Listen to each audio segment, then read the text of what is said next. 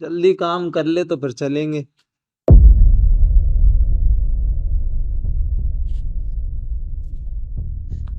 ए, इतने पैसे? इतने पैसे यहाँ कैसे आए? अरे कैसे क्या पूछ रही हो तुम? हमारी तो किस्मत खुल गई।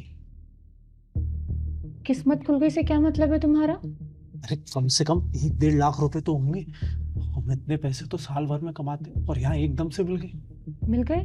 हम रोड पे थोड़ी चल रहे हैं जो हमें मिल जाएंगे। सांप का घर है, सांप के ही पैसे होंगे ना। साहब को थोड़ी पता है वो कौन सा देख रहे हैं यहाँ पर। दुष्यंत, तुम्हें क्या हो गया? तुम दूसरों के पैसे पे नजर क्यों डाल रहे हो? क्या बोल रही हो? चुपचाप रख लेते हैं, हमारी सारी परेशानी दूर हो जाएगी।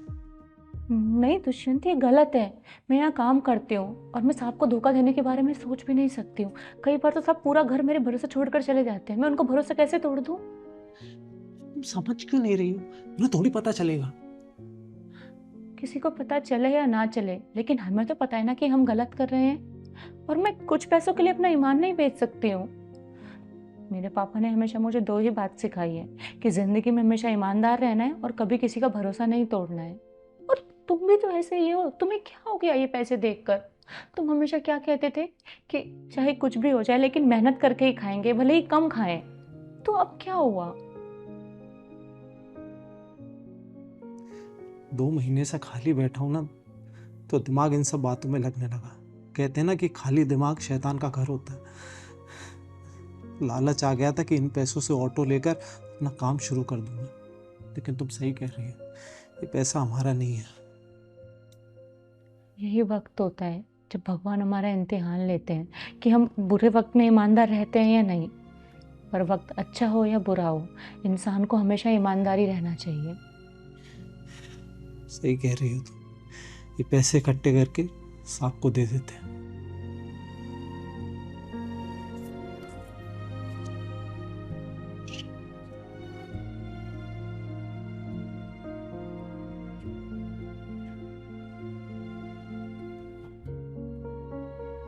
साहब।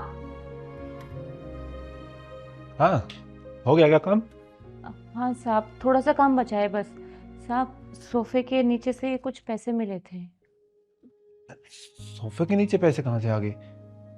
पता नहीं साहब, हमें मिले तो हमने सोचा आपको दे दें। Thank you Saurabh. जब एक बात बताओ, इतना सारा पैसा तुम्हें मिला, मुझे तो पता ही नहीं था मेरा पैसा खोया हुआ है। तुम चाहती तो लेके जा सकती थी। नहीं साहब, मैं बेईमानी का 1 रुपया भी नहीं ले सकती हूँ।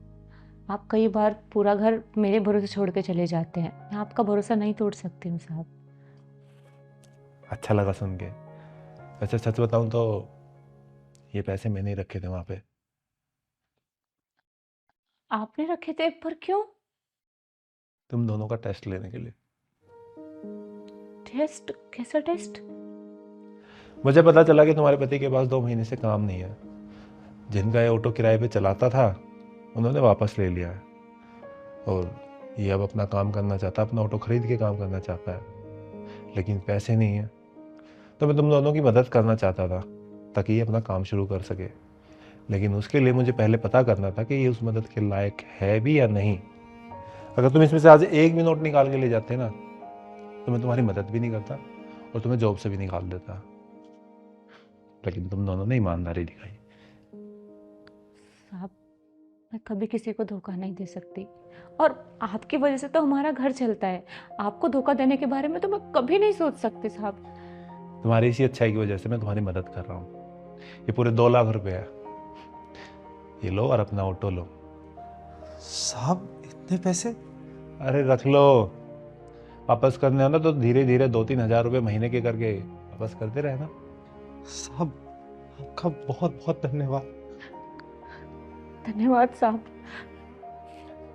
काम करके चले जाना है। ठीक ठीक है साहब।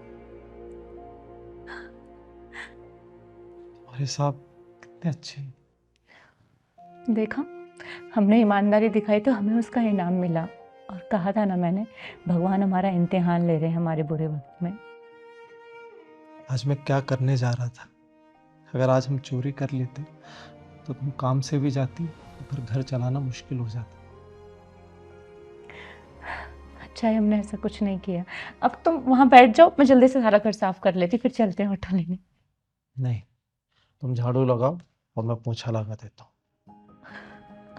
तुम मेरी मदद करवाओगे? क्यों नहीं करा सकता? तुम्हारी वजह से मुझे मेरा ऑटो मिल रहा है, तो इतना तो कर सकता हूँ मैं अपने घर की लक्ष्मी के लिए।